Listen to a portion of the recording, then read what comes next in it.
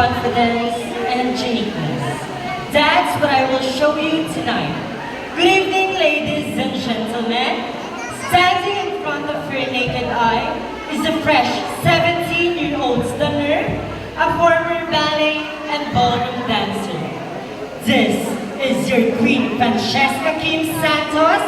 But tonight, please do allow me to stand by the name of your one and only Miss Universe 2012 first runner-up, Miss Janine Tugonon. Miss Janine Tugonon, all the way from the plastic capital of Metro Manila, city of Valenzuela.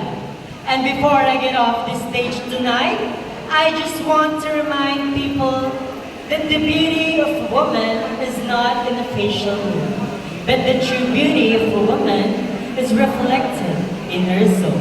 Good evening, people of Malinta. Just enjoy the night. Thank you.